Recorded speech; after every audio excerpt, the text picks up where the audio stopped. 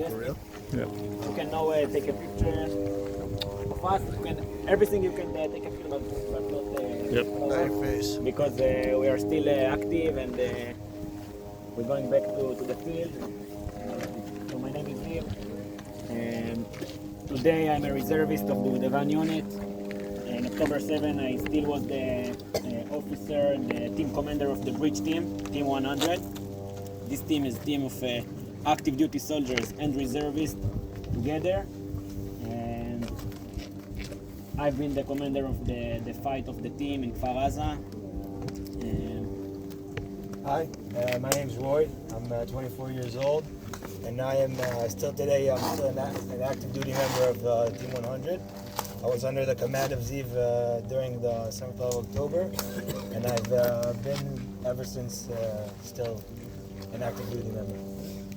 And Noam, you already... Yeah, I presented myself. Okay. I was going to say one thing. So Duvdevan unit, Duvdevan in Hebrew means cherry, like cherry on top.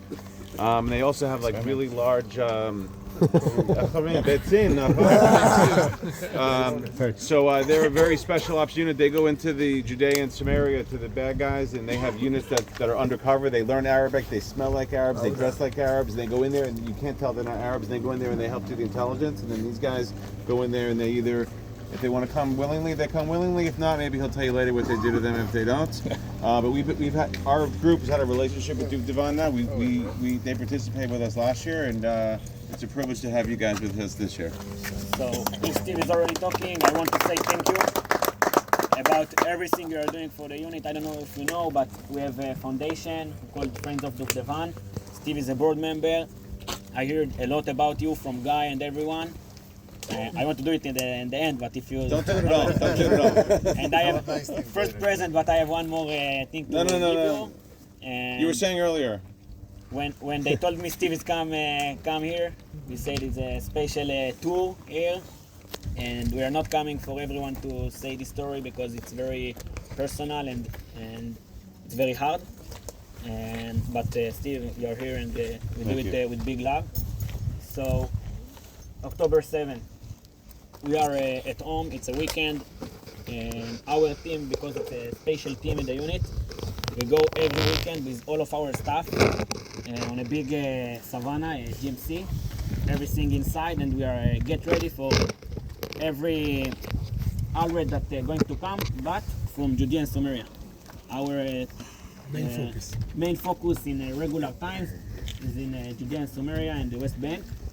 And this morning, all of us waked up from the rockets. Immediately understand that it's not just a regular round of rockets from Gaza to Israel. Everyone understands that it's the beginning of the war, and we start to see some videos in the Telegram and in the TV of terrorists everywhere in the south. At this time, one of the soldiers of the unit, that was in the unit, who born and raised here in Kfar Azza, said that there is a lot of terrorists inside the kibbutz and no army. They're alone, and all the unit on the morning driving like crazy to kibbutz Kfar Azza to save the kibbutz. Around 10 in the morning, the first power of Ben Wurstein, you can show the picture. He was a company commander. The first soldiers who came inside the kibbutz is him and his company. They come to this neighborhood, exactly here where we're standing.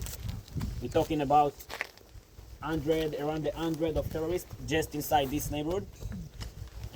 Ben and his company go inside and start to clear house to house. Just to understand, all of the kibbutz is mass shooting everywhere. People that murder everywhere, bodies of people of civilians from the kibbutz, everywhere. We're talking about the chaos and a lot of shooting. Our team at this time on the way, something like 10 minutes, 15 minutes after they already here, and we get the idea that they already have injured soldiers. At this time, probably Ben and Amir Fisher was already dead, and inside this neighborhood, crazy fight. And we come inside from this road. We try to go inside to help them and to clean the kibbutz.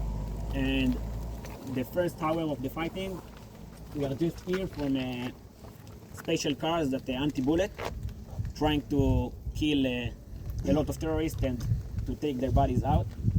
And just in this time, we understand that their bodies is now, we don't care from their bodies at this time, because we understand there is more terrorists that kill everyone in the kibbutz.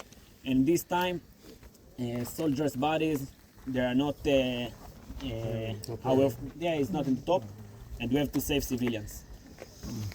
After 1 hour of fighting here, we're getting a call from one of the kibbutz. In the WhatsApp, we get a location, and we hear first time about the Dot Zair. It's the Yankadult neighborhood, in the other side of the kibbutz, on the border of the kibbutz, something like 1.5 kilometers from Sajaya, from Azza. And we start to think about the option that maybe they take hostages, they kidnap the civilians of the kibbutz and take them to Gaza. And we leave this area and we driving like crazy to the other side of the kibbutz and How many of you were there? How many we? At this time we are something around 30 soldiers in all the kibbutz. And then we drive, we were something like 11 or 12 soldiers in 2 cars, and we start our way to the Dot Zair. And this is the beginning. Let's go to the bus. We take you to the Dot Zair and show you what really happened there. I'll just add that so in this initial part of the fighting, we lost Ben and Amir Fisher. Ben Burstein, Amir Fisher, and Yona Brief, who was injured for many months. He passed away, unfortunately, about 2 months ago. Maybe some of you have heard of his story. He was very badly injured and was struggling between life and death for very long. He was the most injured soldier from October 7, that stayed the most time in the hospital. He was something like a year and a half in hospital, fighting on his life, and finally it was a sad end, and he died too. In the fight in the kibbutz, in the 3 days from October 7, we lost the unit 6 soldiers. Really? Okay. 6 soldiers and a lot of injured. Okay, let's keep going. How do you establish control before you enter the kibbutz over here, or are you still fighting? No control. We didn't establish control at this